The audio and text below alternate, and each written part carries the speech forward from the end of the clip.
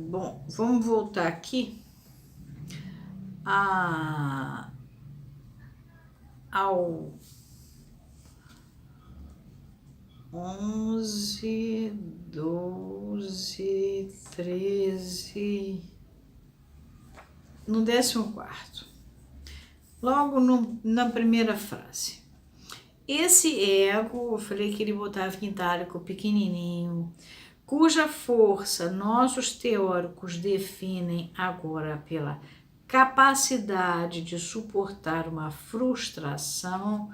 Vocês lembram que a frustração faz parte da tríade que ele colocou no parágrafo 12. É frustração em sua essência. Eu vou repetir a nota. A nota diz assim: eis aí o tormento de um desvio que tanto é prático quanto é teórico, ou seja, tanto é da prática, desviou tanto na prática quanto na teoria.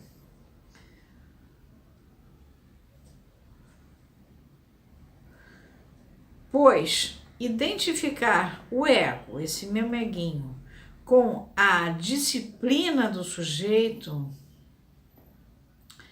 é confundir o isolamento imaginário com o domínio dos instintos.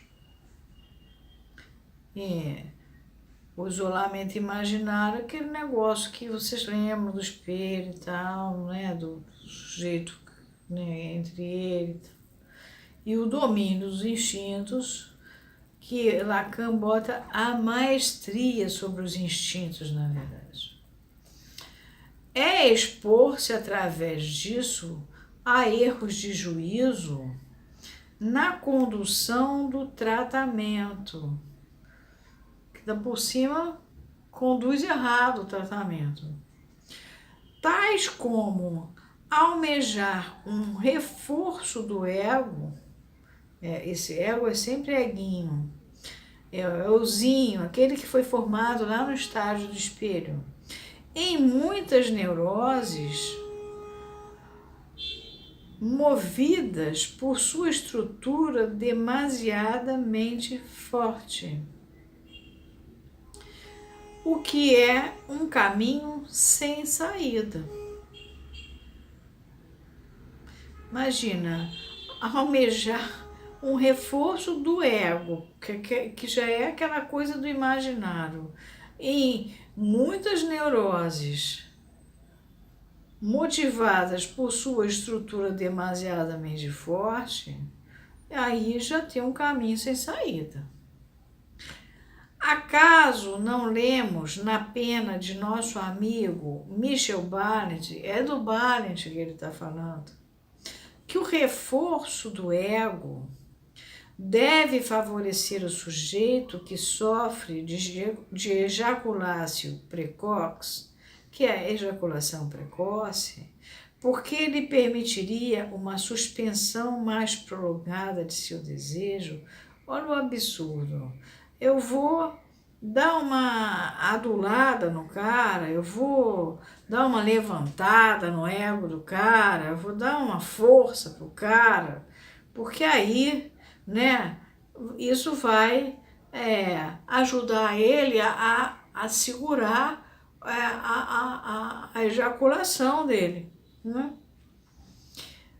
Como pensar assim, no entanto, se é precisamente ao fato do seu desejo já estar suspenso? Por quê? Porque ele está suspenso naquele outrinho que ele viu lá do outro lado do espelho, na função imaginária do ego, desse tal eguinho, que o sujeito deve à abreviação do ato. Ele abrevia o ato, ele ejacula precocemente, porque justamente ele está preso nessa imagem dele, desse eguinho lá no espelho, a qual a clínica psicanalista mostra claramente estar ligada à identificação narcísica com o parceiro. Quer dizer, ele e o outro é a mesma coisa.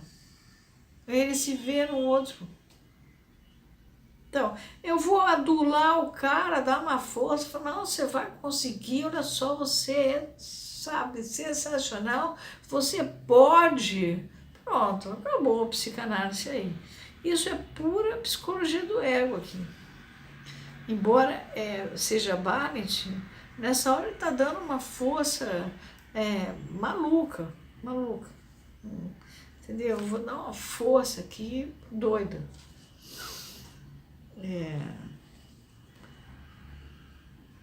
E Lacan está reclamando. Continua Lacan, no mesmo parágrafo. É a frustração não de um desejo do sujeito, mas de um objeto em que seu desejo está alienado, aquele lá no outro lado do espelho. E quanto mais,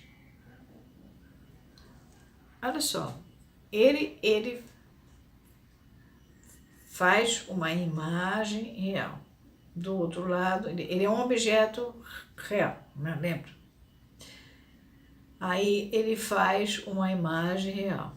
Quando ele se vê no espelho, ele faz uma imagem virtual. Aí ele fica de imagem real para imagem virtual. A linha.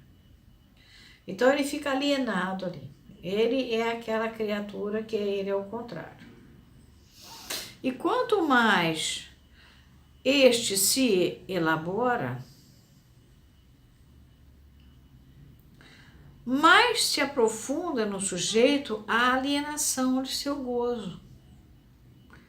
Frustração em segundo grau, portanto, e de tal ordem que viesse o sujeito a reduzir-lhe a forma em seu discurso à imagem apassivadora pela qual o sujeito se faz objeto na exibição do espelho, né? Não poderia satisfazer-se com ela, uma vez que, mesmo atingindo nessa imagem sua mais perfeita semelhança, seria ainda o gozo do outro que ele faria reconhecer ali. É por isso que não há resposta adequada para esse discurso, pois o sujeito tomará por desprezo qualquer fala que se comprometa com seu equívoco.